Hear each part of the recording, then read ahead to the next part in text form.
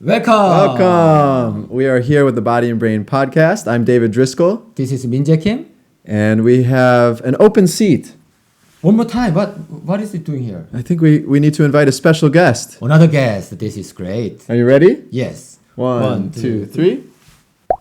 Welcome! Hello. This is Michelle from Scottsdale, Arizona. Yep. We are pleased to have you here today. Yeah, Thank you for coming. Thank you. Thank you. Yeah, and so what are we going to talk about today? We're going to talk about kind of a ugly, not so pretty mental health issue. So today, Michelle is here to share about how she has been overcoming her challenges in her life. Yeah. And then how Yeah. she could find hope in her life. So mental health is a big, popular issue these days. Yeah, it really A is. lot going on, and a lot of, I think it's fair to say, a lot of different techniques and philosophies about how to help. You've definitely experienced a lot from a lot of perspectives. You've Yeah. experienced and studied about how this works. My background is in science. I'm a retired nurse. And then I come from a family with many generations of mental health on both sides. And I personally experience the issues of mental health early in life and the diagnosis of a hard to treat bipolar. Yeah. When did you first notice, or how was the experience with these issues growing up?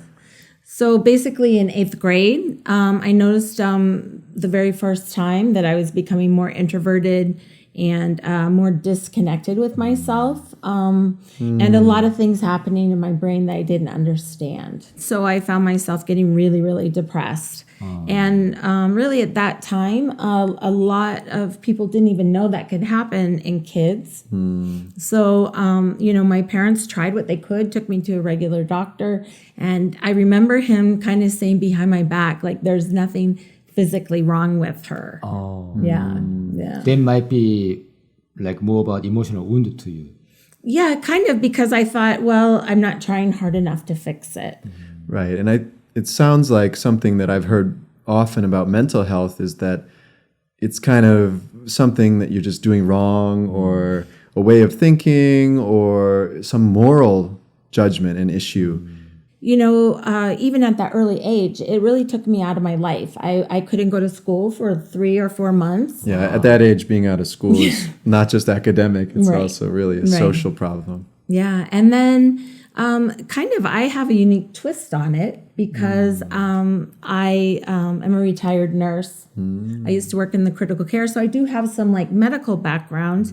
And then plus having the diagnosis of bipolar, not only Bipolar. just that, so a difficult case. Very challenging. The doctor's always trying to figure it out, trying to change medications and things, and I was really compliant. So What did you have to do to manage it and try to treat it over time? yeah. So, like I said, I'm going to be really honest so I can help more people because it's just not your I don't feel good kind of situation. I'm a little bit tired of this. It got really extreme. I was taking many, many medications. They started to work less and less. So for about 3 years, I really struggled to even get out of bed. 3 years? 3 years. And so I had to have somebody come in and help me take care of the kids. And physically I felt awful. It's like you have the raging flu all the time. So physically you're feeling very So it's a unwell. very real, kind of visceral feeling of unwellness. Yeah. People think that it's just kind of in your head, but your whole body. And that's when I could kind of feel how disconnected I was. I really only felt like I had this part of me. I couldn't feel the bottom at all. Right. Which is hard to judge. Am I in my head? How do I know?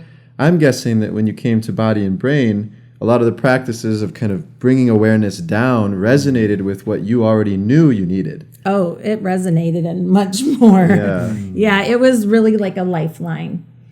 Before I went to Body and Brain, I've been with Body and Brain for a little over 2 years, so not that long at all. Not too long. Especially to see such an immense healing. Right. one of my teachers often said that it's more to do with when you're ready, when you really make a decision, you want it, that you change things more than just your talents or how smart you are. So it sounds like you tried so many things. You were really, the pump was primed. You were ready. Yes, I tried many, many things. And so when I got to Body and Brain, I really chose it as a job. I knew from a medical standpoint that really it had gotten horribly dark. I really didn't want to live at all. Even though I have a great family, a great life, and that also plays with your mind. How could I be this unhappy, even though I have so many great things in my life? So then again, you're judging yourself. So I had elected to go ahead with electric shock therapy. Electric shock. Which for a lot of people might seem surprising because they don't really know that that's still a practice. Yeah, very much so. Like, we've seen that. You said before, we've seen that in the movies. Yes. The One Flew Over the Cuckoo's Nest. You've seen that, right? And so going in, you're not looking forward to it. But I was so desperate. I needed to do something so that I could live. You want to try every possible thing. Every possible thing, yes. Many other things, even like huge magnetic treatment to your brain that was extremely costly and really didn't work, and very much time and energy went into it. And not covered by insurance. No, every time I went, it was, I think, $300 out of pocket, and I did it 3 times a week for a couple of years. Holy moly. Yeah. So working on the critical care is already very challenging. And also you have your own things to take care of. Right. And what is the turning point from Body and Brain then when you felt that, oh, this will work? Yeah, so you can imagine after 15 plus electric shock therapies, I was very desperate. So I actually had done a Tai Chi class at the Desert Botanical Garden. And so I Googled, Tai Chi. Luckily, it came up, and Body and Brain came up close to my house. So I was really, really excited. So I first walked into there, and I don't know, I just felt immediate hope. What do you think was it that when you just walked in there, or maybe your first couple classes, that really resonated with you? Yeah, as far as the just even the first class, because you can imagine with the mental illness, you're so disconnected. You have no idea how to feel your body. So I can remember the first class I went in and did the brainwave vibration. Right. It like shook some of the darkness, some of the stiffness from my brain. I could totally feel that. And then, oh, by the way, I have something below my neck. Right. Yeah. In fact, my family was always like, why do you keep tapping yourself? Of course, Beating yourself. Beating yourself up. Why are you using that yellow thing for your stomach? And then they would be like, now stop. Stop. And even people like my family members would say, you invest so much time into that exercise group. But I remind them, oh, isn't that better than spending so much time not being able to manage my life? I think you hit the nail on the head. It's easier, I'm just generalizing, but in our society, it's easier for people to say, yeah, you need to spend all this time and money, and you need to stop what you're doing because you're sick. Right. Go to the hospital, try all these treatments, take all these drugs. But if you proactively say, through exercise, I'm going to improve my condition. Through mindfulness, I'm going to improve my condition. I'm going to spend the time, the money, the energy on that. A lot of people, for some reason, think, really? It's too much. Yeah. But isn't being proactive a much better investment than being kind of reactive and just waiting for something to make me feel better? Exactly. Like, how do you feel? I know how I felt, like throwing money to these procedures and things and time and having, think about it. Family members, having to drive me there, being sedated, being shocked in the brain is not pleasant. And then it's not cheap.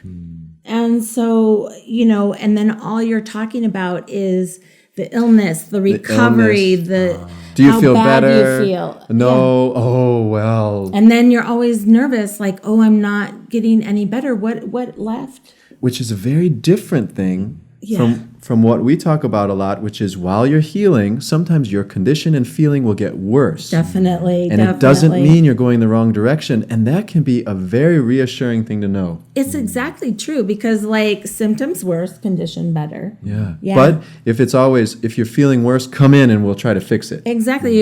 And if you're feeling worse, oh my gosh, you're getting worse. Exactly. It's a very, very scary way to look at things. It is.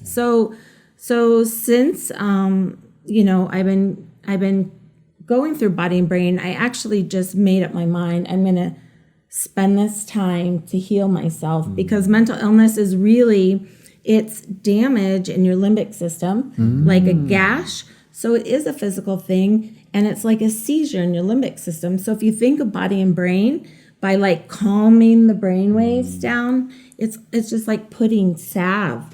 Yeah. Yeah, and then all of a sudden you can start to feel your body. And now we can see that even though this is our physical body, then oftentimes how we are disconnected with our own body. Oh, yeah. Right? Even tapping and playing with my body becomes so foreign to us in these days. Right. Actually, I saw a comedian recently who was making fun of meditation, or perhaps he was making fun of his own difficulty with meditation.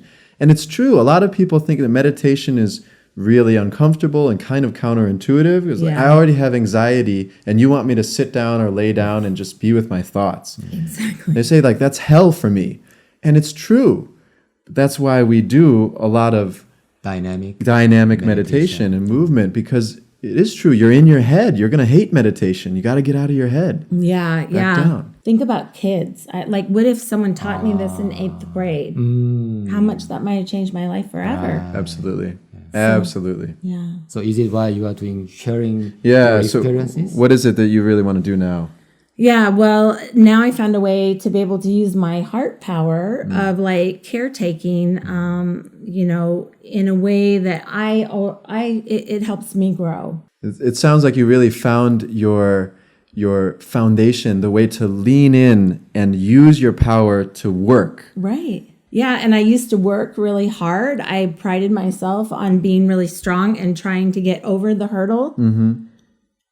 But now that I'm trying to put power into good things, it's a totally different feeling. Yeah. It reminds me of when I was going through a lot of ups and downs emotionally.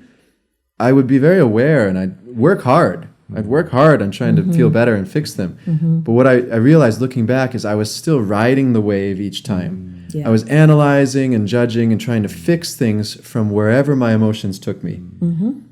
And what I look at now is I still go through some of those waves. Oh, yeah. But there's a standing place Yes. where I can just kind of rest and trust in order to watch those things happen that wasn't there before. And that's something that I got through this practice. So when we only focus on our symptoms, Yeah. that is when we are focusing on these ups and downs. Yeah, because you're either, oh, I feel good today, or, oh, I'm not good and I need to try to do something to fix it, or I feel good and I want to hold on to that and never lose it. It's amazing how much other people can benefit from our own healing. Yeah, yeah. Yeah, it's powerful. I mean, look at the difference 2 years ago. 2 years is not a long time. No. For real life changes, 2 years is a short time. Yeah. You are definitely an inspiration to all of us, and thank you so much for sharing very honestly. I think honest is the only way, because people have to know that it's just not fluff. You know, they need to know the real truth about it. Yeah, talking with you, I feel lots of hope. And also you have changed your interpretation about your life. Yes. And you are viewing your life with gratitude. This is a lot. That is. Yeah, and you can look at it like, say, even some of the things through the 120 steps or whatever. You know, I see other members in my family, they are holding on to these because they're so deep, these experiences, these feelings, these hardships. But it's like, you know, we can, okay, that happened. Yeah. Let it go. How can we change it? And then you really go up because you have the hope, not only you going to change yourself, but the hope that you can change other people. And that's really huge. Can't say it any better than that. Thank you so much, Michelle. Give thumbs up. Yeah. Like the video. Please like and share, subscribe. And please leave a comment. Yes, comments. Yeah, absolutely. If you have some experience or something that you felt from this conversation, please comment. Yeah. Thank you, everybody. Thank you. See you later.